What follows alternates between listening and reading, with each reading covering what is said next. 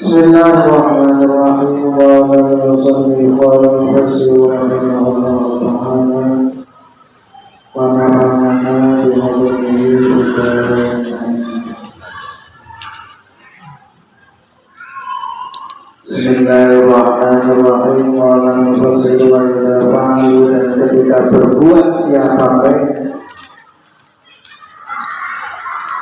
fahisyatan akan perbuatan keji. Para ahli tafsir menyebutkan bahwa fahisyah itu artinya semua perbuatan dosa yang masuk dalam kategori kabirah, dosa besar, minum khamr, kemudian berzina, semua orang itu namanya fahisyah. Itu tadi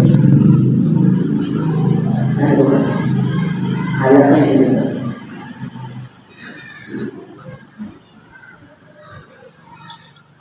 Kasyirki seperti musyrik. Nah, ini dosa besar.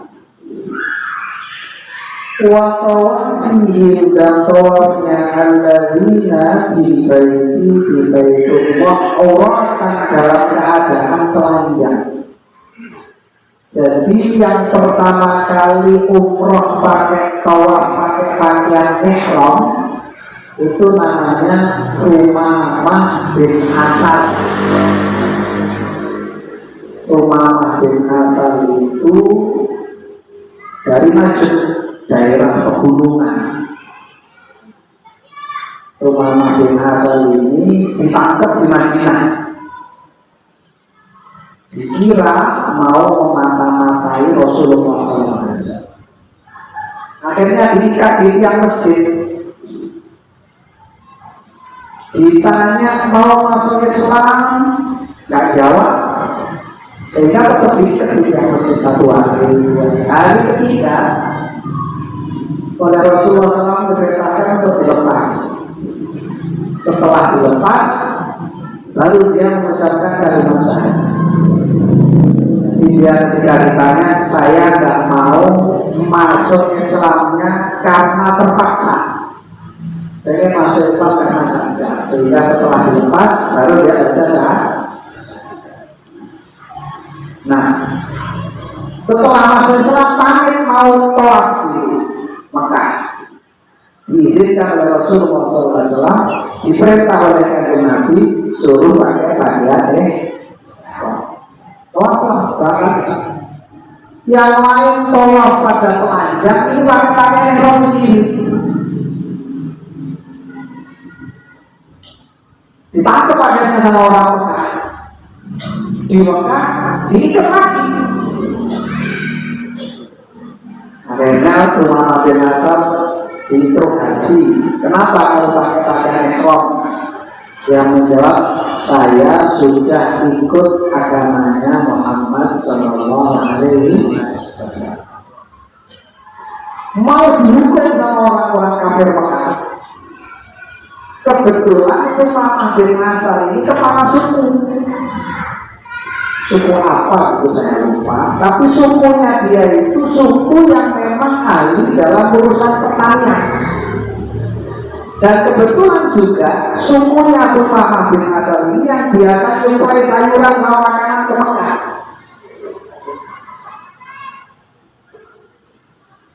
Akhirnya Umamah ngancam, boleh kamu bunuh saya gara-gara saya ikut Rasulullah SAW. Tapi ingat, ketika saya mati di Mekah, semenjak itu pula orang Mekah tidak akan makan, karena di Mekah tidak ada tanaman. Akan saya perintahkan sebelum saya dieksekusi agar suku Bani Hanifah, orang-orang saya di suku Bani Hanifah, untuk tidak lagi menyuplai bahan makanan ke Mekah. Sudah orang Mekah lain semua. Karena diancam begitu, akhirnya tidak jadi dihukum. Akhirnya dibiarkan tawaf sendirian pakai pakaian itu yang pertama kali atas perintah Rasulullah SAW, namanya Umar bin Asal, kepala suku Bani Hanifah.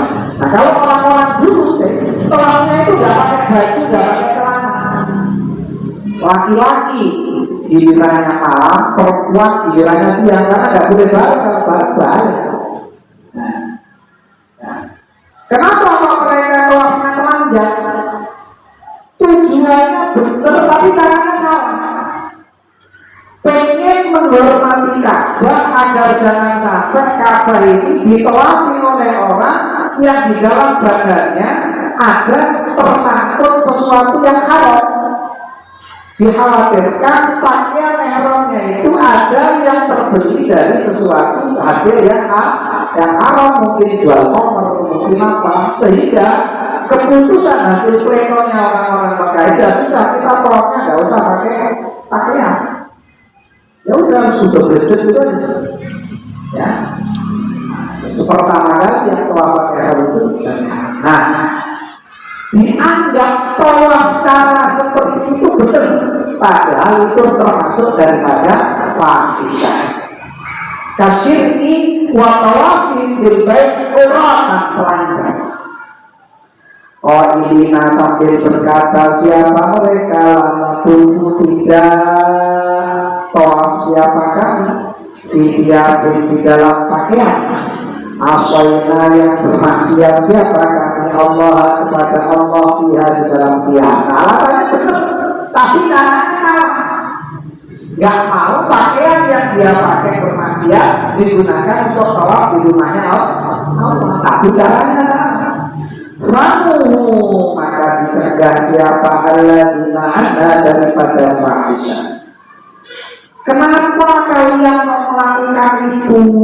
Ketika orang-orang kafir itu ditanya kenapa kok kalian melakukan fahisyah, perbuatan-perbuatan keji itu, mereka jawab, lalu menjawab siapa mereka wajahnya menemukan siapa kami alaiha atas fahisyah anak akan bapak-bapak kami. Faktadaina maka mengikuti siapa kami bihim dengan mereka. Wallahu kan bermula Allah itu amarana memerintahkan siapa Allah akan kami dia dengan fahisyah aibon juga. Jadi salah paham. Mengapa melakukan perbuatan fahisyah? Alasannya dua. Satu, mengikuti moyangnya. Ini namanya disebut dengan taklidul a'ma, mengikuti orang lain dengan cara merem, tidak tahu yang diikuti itu hak atau batil, tidak dinilai dulu yang diikuti itu hak atau batil, asal apa yang sudah dikerjakan bapaknya benar, padahal bapaknya tidak melakukan itu berdasarkan pengertian ilmu, sehingga yang fahisyah dilakukan tanpa dasar yang diketahui, akhirnya anaknya keturunannya pada ikut dengan alasan mengikuti bapak.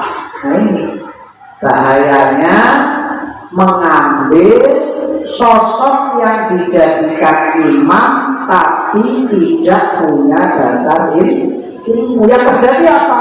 Fadailu yang diikuti sesat, wa adailu dan menyesatkan orang banyak. Jadi dosanya dosa keluarga, dosa pada dirinya melakukan kesesatan. Yang kedua, dosa menyesatkan orang lain. Bahayanya akhir zaman itu memilih tokoh, memilih panutan, memilih pemimpin asal dilihat zahirnya tanpa dilihat runtutannya. Sanadnya ini dari mana, ngajinya muridnya siapa, dulu dapat ilmunya dari mana, bener apa enggak cara sholatnya. Asal kelihatan keluar masuk masjid, ya orang ini sudah benar. Ya, ittaqadan nasu ru'asa'an juhal fadallu wa adallu. Jadinya seperti ini, menyangka apa yang dilakukan benar hanya karena mengikuti.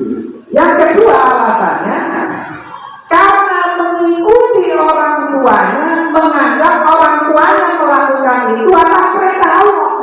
Ini namanya imam yang diikuti jahil, makmum yang mengikuti juga jahil.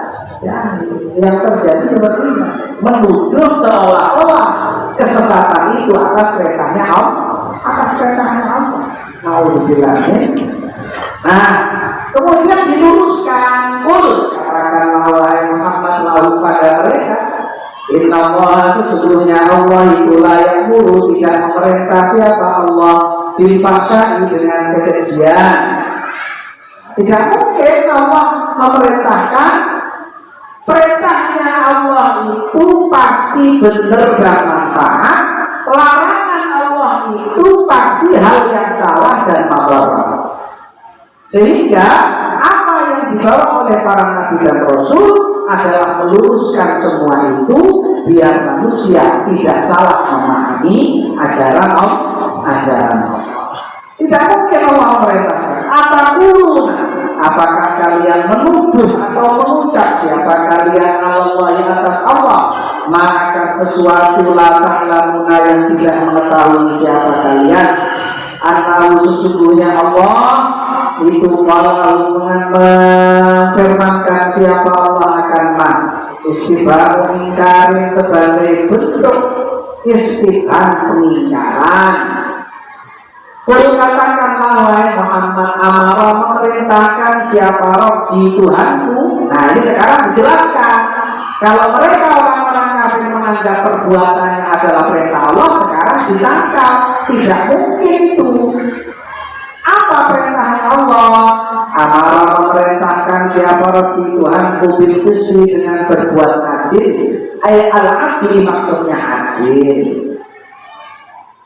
Hampir semua menyebutkan makna al-qistu atau al-adlu di sini adalah syahadatu alla ilaha illallah wa anna Muhammadan Rasulullah. Artinya apa?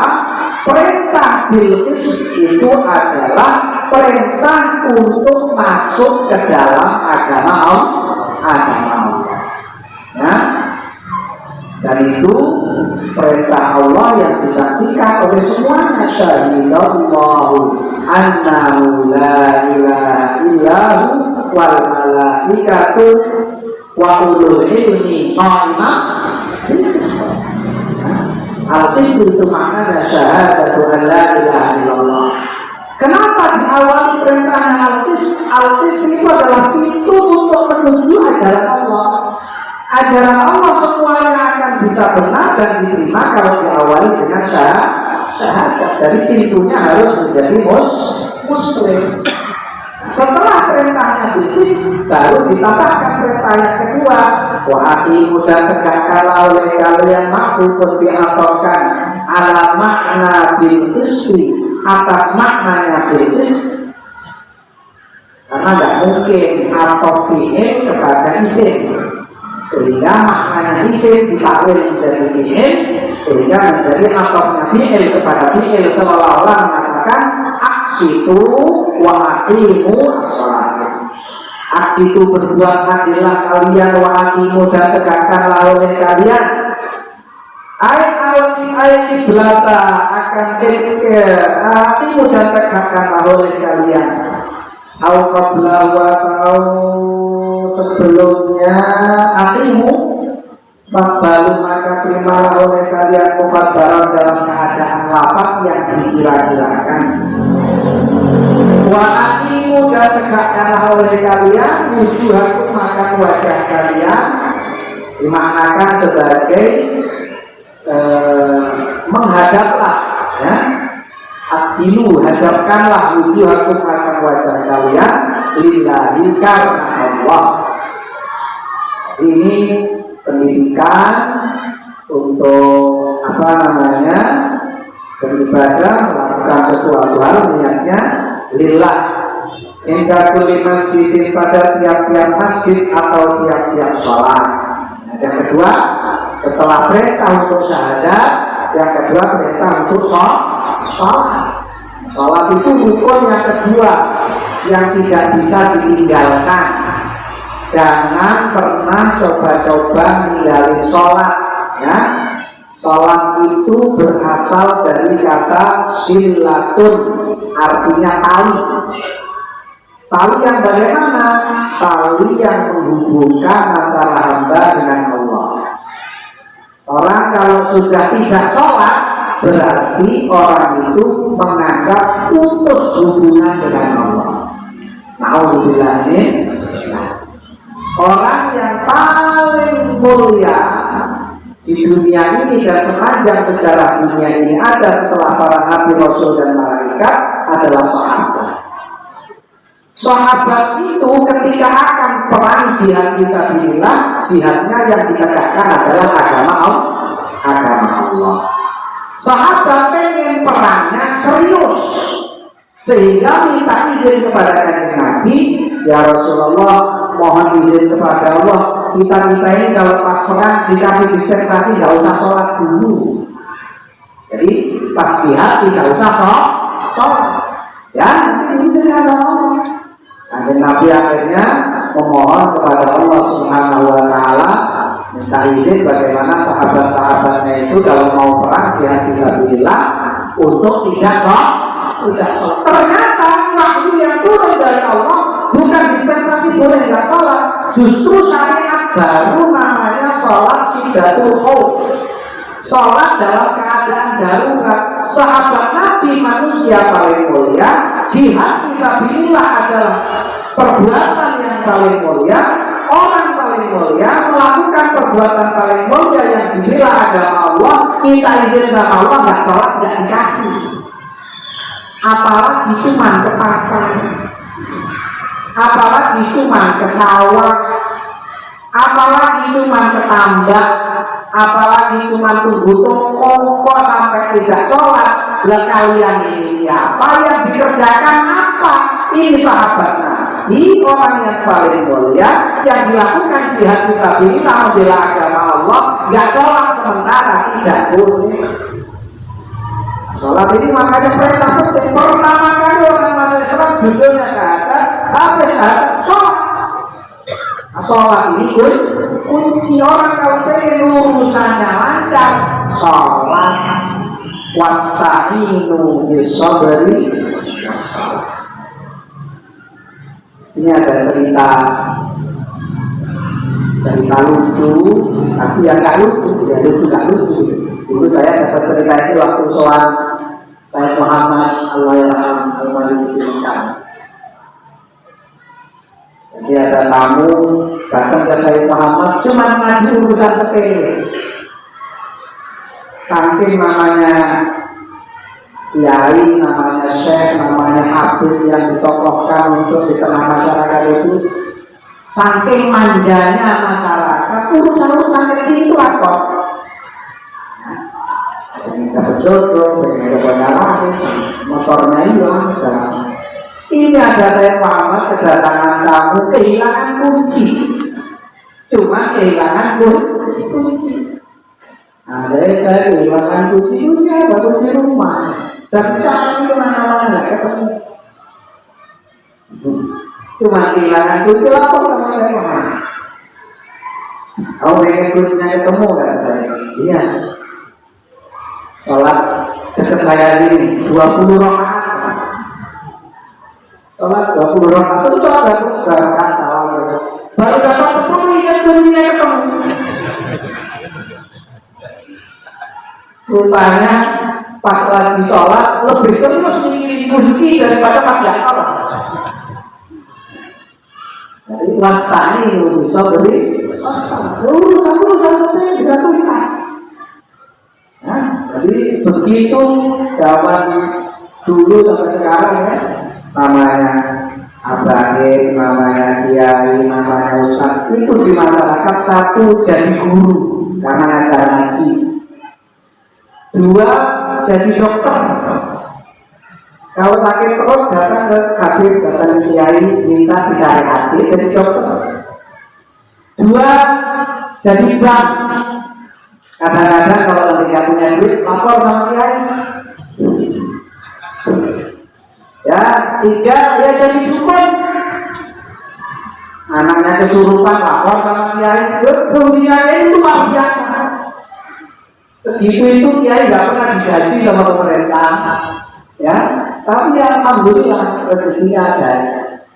Tugasnya itu banyak. Tugasnya cuma jadi guru saja. Ya jadi guru, ya jadi dokter, ya jadi dukun, ya jadi apa lagi.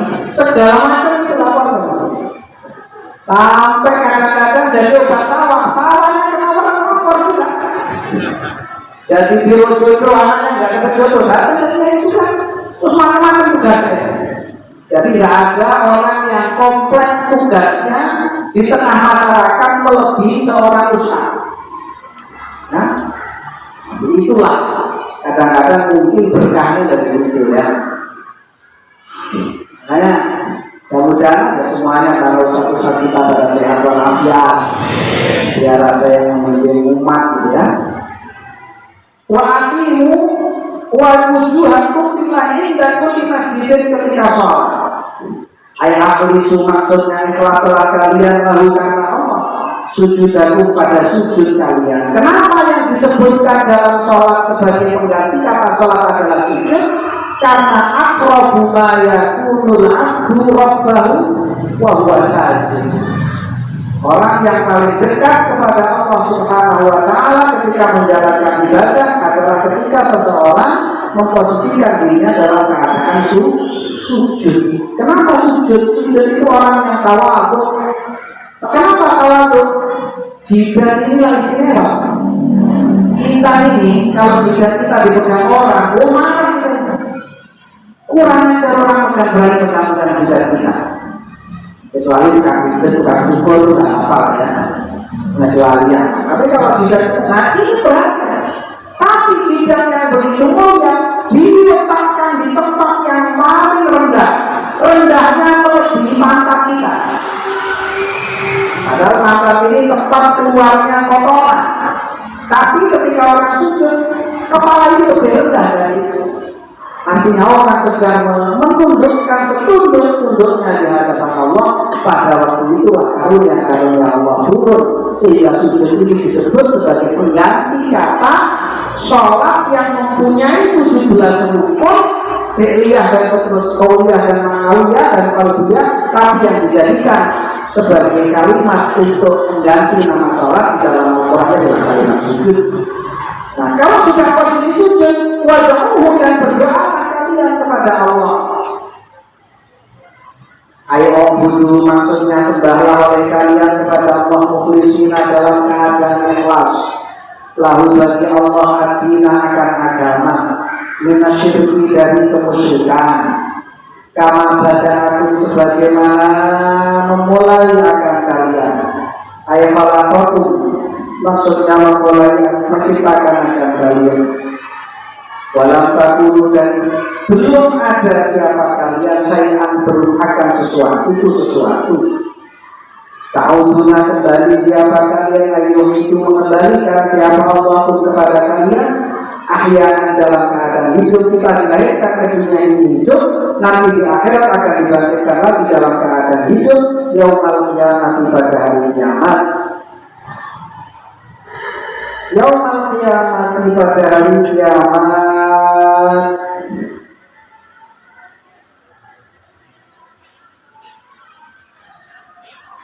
Sudah ada ayat ini.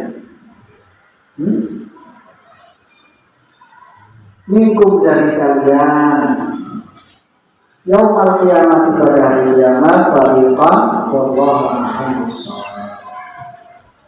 Bismillahirrahmanirrahim. Allahumma inna nas'aluka sihhatan fit taqwa wa tulal umri bi husnil amali wa rizqan wasi'an la tu'adzibna alayhi. Bismillahirrahmanirrahim. Qala al-musannif rahimahullah ta'ala wa nafa'ana bi'ulumihi fid-dharain. Selanjutnya prakteknya orang wudu itu adalah wastansyik, dan hiruplah air ke hidung oleh engkau. Biha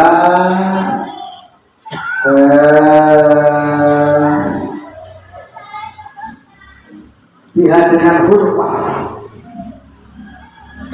Syaratan akan 3 kali, wastansyik, dan tiupkanlah oleh engkau akan sesuatu yang ada di dalam hidung, minutu batin dari dasahan. Waktu dan katakanlah oleh engkau beristinsati di dalam menghirup air ke hidung, Allahumma ya Allah, hari ini berikanlah bau akan aku, ra'ihatal jannati, akan baunya surga. Wa anta, dan berulang engkau ani daripada aku itu radin ridho. Wa fil istinsyari, dan di dalam mengeluarkan air dari hidung, Allahumma ya Allah, ini sesungguhnya aku itu a'udzu, mohon perlindungan siapa aku bika kepada engkau, mitrawa ihnari, dari beberapa baunya neraka, wasuk dari dan jeleknya tempat. Tumpahku kemudian ambillah oleh kau berpatan akan satu ciduk liwat jika untuk wajah. Nah, ini mulai dulu yang wajib di sini. Wajib itu karena ada di dalam Al-Quran. Fagsilu wujuhakum wa aydiyakum ilal marafiq wamsahu biru'usikum wa arjulakum. Jadi kalau yang di dalam wudu yang wajib dibasuh dan diusap hanya kaki. Lain daripada itu hukumnya sunnah. Umur sunnah, menghilangkan itu sunnah, ngusap telinga sunnah, ya. Yang wajib hanya kaki.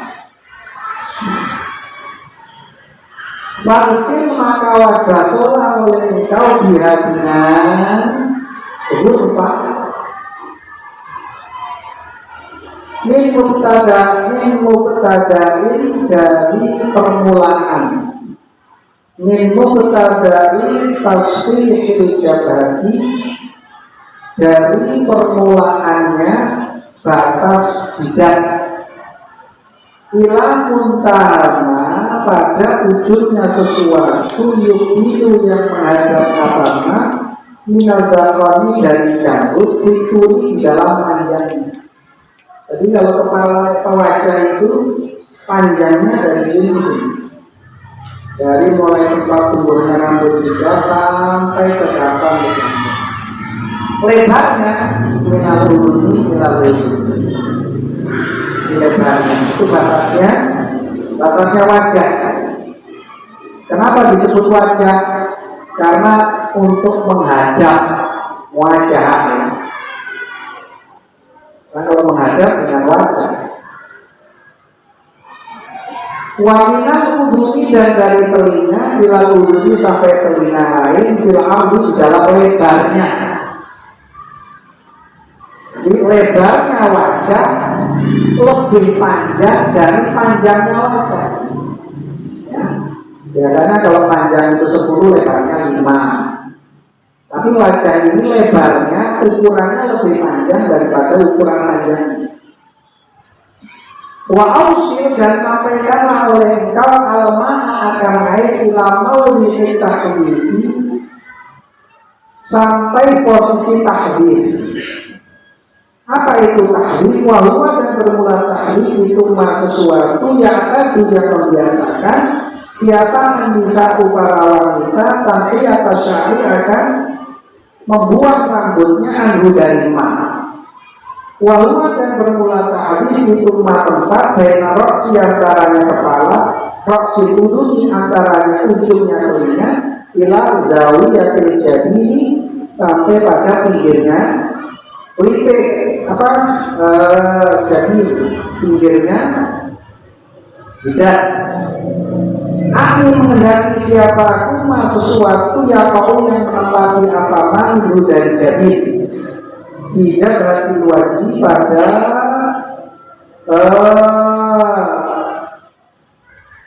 jidatnya wajah.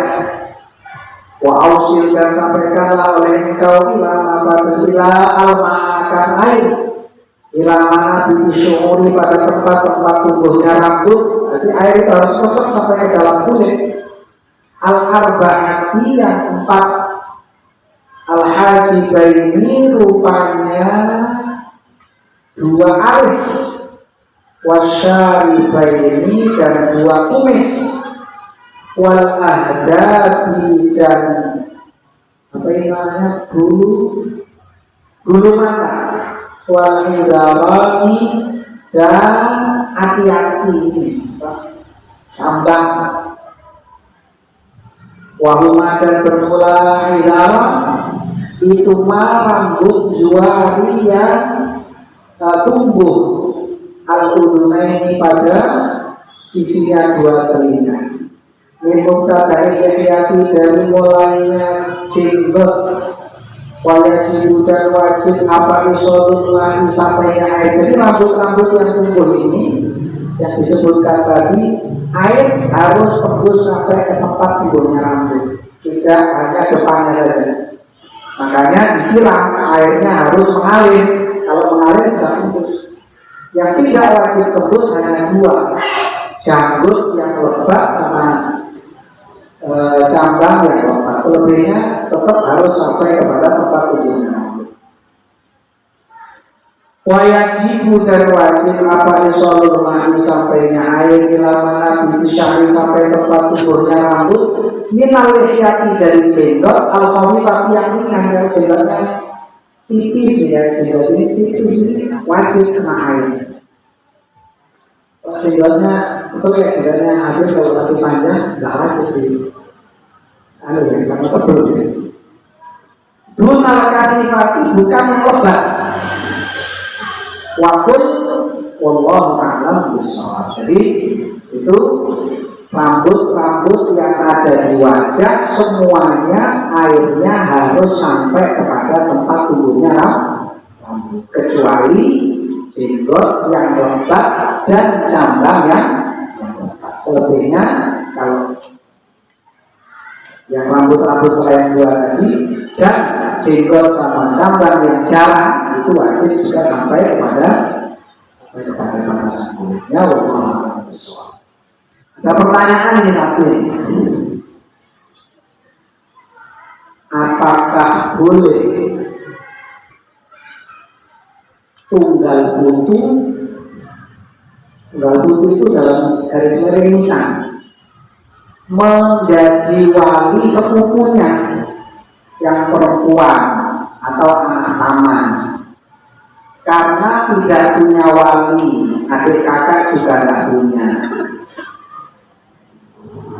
Jadi paman itu ada 2 macam, tunggal putu itu ada 2 macam. Kalau dalam bahasa Arab paman itu ada namanya am, ada namanya khol. Am itu paman yang dari bapak kita. Jadi kalau saya punya bapak saya punya saudara laki-laki namanya am. Kalau ibu saya punya saudara laki-laki itu namanya khol. Paman yang dari ibu tidak punya hak kewalian sama sekali. Ya. Paman yang dari bapak ini punya hak kewalian. Jadi wali yang boleh menikahkan perempuan itu selain bapak, kakek, saudara sebapak, saudara seibu, saudara sebapak seibu, nanti ketemu dengan am. Nah, am ini punya hak kewalian sesuai dengan urutannya kalau tidak ada wali yang lain. Termasuk daripada am itu adalah ibnul am, berarti nisan. Boleh menjadi wali asal nisan dari paman yang saudaranya bapak. Jadi nisan ini yang dimaksud nisan saudaranya dari saudara ibu atau dari saudara bapak. Kalau nisan yang dimaksud dari saudara ibu tidak ada hak kewalian. Tapi kalau nisan dari saudara bapak itu punya hak kewalian jika wali yang lain sudah tidak ada, seperti dalam kasus ini. boleh, tapi dengan syarat jika paman yang dimaksud adalah dari jalur bapak. Paham ya? Belajar itu ada dalam apa namanya kitab bikin namanya ya. Cuma ini disebutkan di dalam kitab Al-Hikmah. Ya. Summa al-am. Kemudian yang boleh jadi wali itu paman. Pertama urutan jadi wali itu adalah al-ab, bapak. Ya. Kemudian al-jad, kakek atau abul ab. Summal ahli ab wal saudara laki-laki yang sebapak seibu. Summal ahli ab, saudara laki-laki sebapak. Kemudian summa ibnul ahli ab wal berarti anaknya saudara sebapak seibu, berarti apa? Keponakan boleh jadi wali. Ponakan dari saudara kandung yang sebapak sih. Kemudian summa ibnul ahli ab, anaknya saudara sebapak juga boleh jadi wali. Summa ab yang dimaksudkan adalah akhul ab, bapaknya, saudaranya bapak. Kemudian summa bi, kemudian anaknya itu boleh jadi wali. Jadi itu merupakan oleh bontok. Kalau sudah yang lain pada ada, itu baru boleh dia jadi wali. Itu urutannya. Targetnya begini. Jadi misal tadi itu urutan kewaliannya paling bontok. Seperti ini kalau sudah tidak ada siapa-siapa kan boleh. Ya. Kemudian wallahu a'lam bishawab. Mudah-mudahan kita sehat lahir batin, selamat dunia akhirat, jadi orang-orang husnul khotimah, anak kita soleh-solehah, birrul walidain, jadi orang yang selalu dicintai oleh Allah dan dicintai oleh